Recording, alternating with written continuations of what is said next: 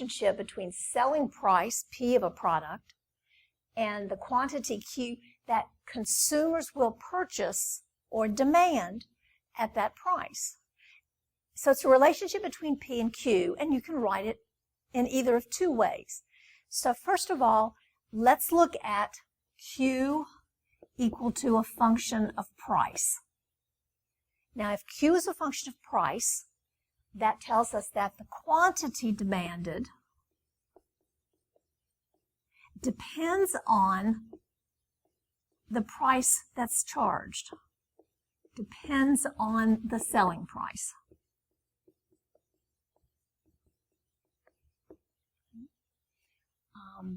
P is the input, Q is the output. It depends on the price. If you think about this in terms of a function or an ordered pair, usually you work with y equals f of x. That's familiar. Here, P is like x.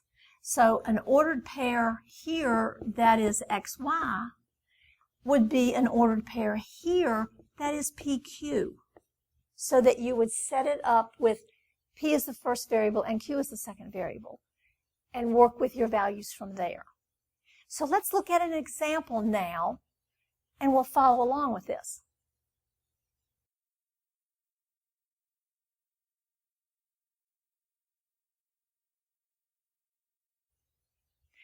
Well, let's set this problem up with the data that we have.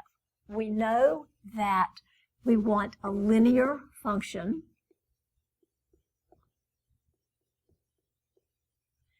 and if it's linear, it's a line, and in your brain you should think y equals mx plus b. And then we'll have to get it to fit what we can do with our p's and q's. It's under the section of we're doing q as a function of p. So that means our input value, P is first, and Q is the output. So in any ordered pair, that would be second. We were told that if the vending machine has 75 cents for a can of soda, 3,500 students will buy it. So 75 cents goes first, that's P. 3,500 is second, that's our Q. But if the price is raised to $1, only 2,500 students will purchase a canned drink. So we've got these 2 points, and everybody knows 2 points determine a line. So now we have values we can use.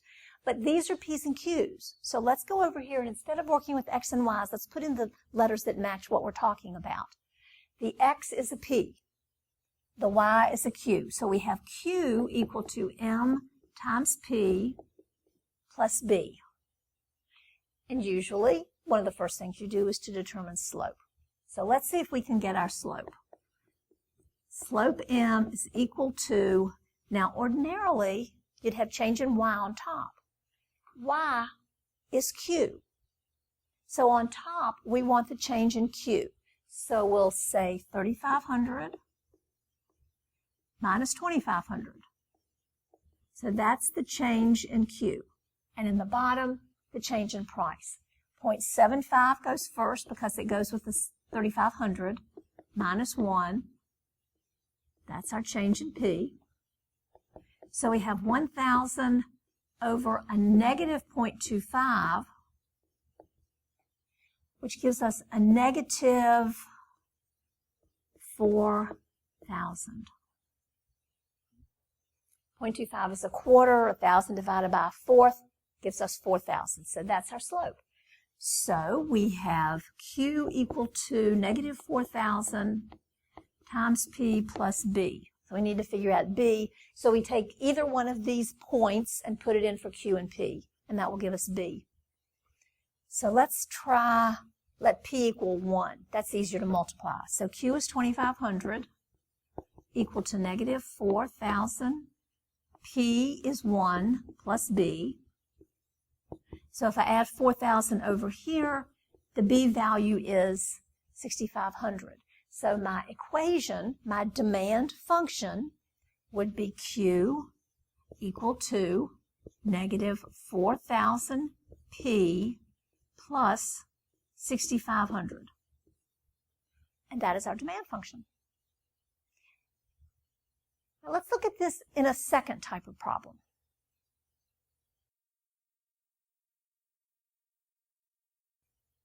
Now we're going to look at the demand function from the opposite point of view, where P is a function of Q. This means that the selling price depends on the number of items sold.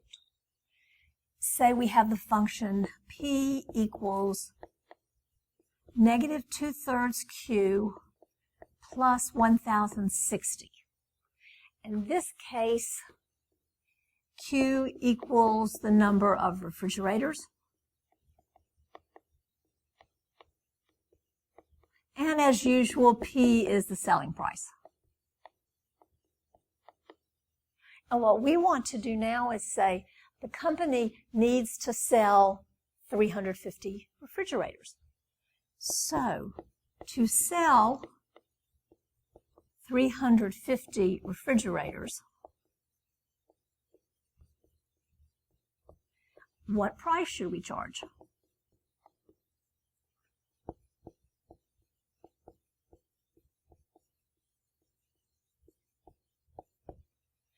So we put in 350 for Q. We put that in. That's our input. So if we wanted to write it as an ordered pair, the Q would be the input and the P is the output. So I put in 350.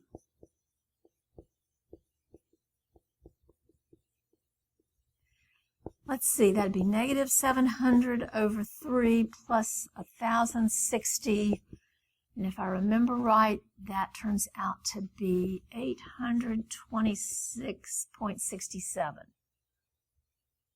Now this is dollars and cents. If you have a price, you don't want to round it to an integer, unless you want to put the 0.99 on the end like a lot of prices have. But if it is an exact price of, I shouldn't say exact, if it is about 826.67 and you sell 350, that is the price that will let you sell that many. You may want to round up a little bit just to be sure you get that value. Okay. This is a linear equation. Now, we previously looked at Q as a function of P. This equation is set up P as a function of Q, but there's more that we can do with this. Let's take this equation and solve it for Q. I have P equals negative 2/3 Q plus 1,060. I subtract 1,060. That's negative 2/3 Q. And then what I'm going to do is multiply both sides by negative 3/2. Okay. If I multiply by negative 3/2 over here, I get negative 3/2 P minus, let's see, that would be 530 times 3 gives me 1590, but it's positive because I'm multiplying by negative, equal to Q. Now I have Q as a function of P. So, especially with a linear equation, you can write it in either form.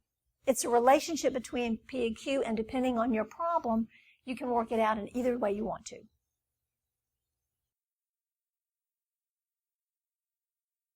Revenue equals price times quantity.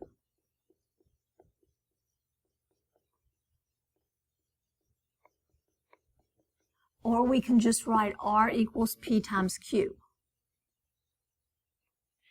Well, we just saw a demand function where P was equal to negative 2/3 Q plus 1,060.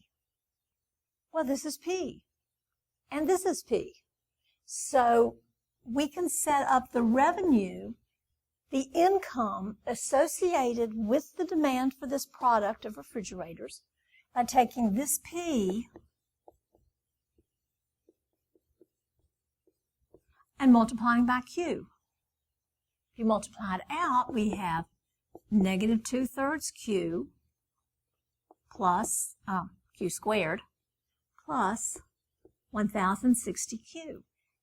So here we have a revenue function in terms of Q, and it's a quadratic that's based on the demand function.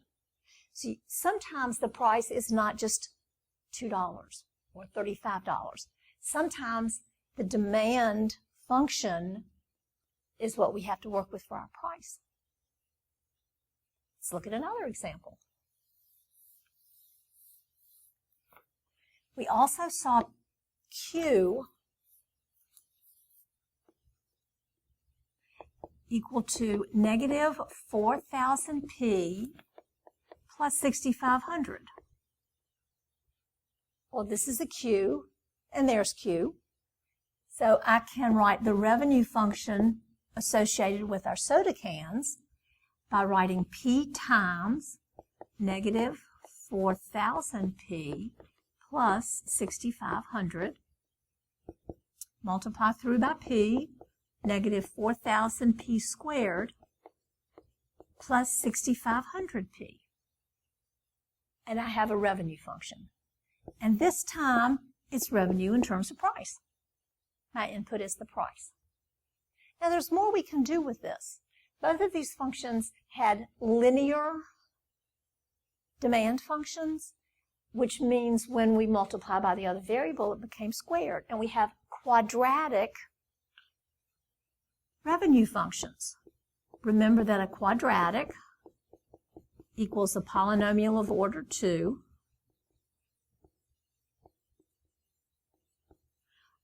Graph is a parabola, and that gives us more information. If the graph is a parabola, if I look at this, my A is negative 4,000 when you think of your standard polynomial ax squared plus bx plus c. It's our standard quadratic. If A is negative 4,000, B is 6,500. And in this equation, C is 0. But by looking at this and thinking about the negative A, my parabola opens down, and the vertex is the maximum. Well, this is a revenue function, so I can find the maximum revenue that I can earn. Formula for the vertex, the x-coordinate would be negative b over 2a. So in this case, it would be p equals negative b, negative 6,500, over 2a would be negative 8,000. And if I reduce my fraction, P is 0.8125. We'll do long division with the calculator. P, that's price. Well, we don't have a price that's 0.8125, but we could say that the selling price equals 0.81 cents to maximize revenue. These were the soda cans. Now, since these were the soda cans in a vending machine, you probably won't be able to put in 81 cents. I don't know if I've ever seen one that you could put a penny in. So you'd probably want to charge 80 cents or maybe 85. You would check both of those in your revenue equation to see which one would give you the highest revenue closest to the amount that 81 cents would. And so we can use the demand function and revenue to get a lot of information about a particular situation.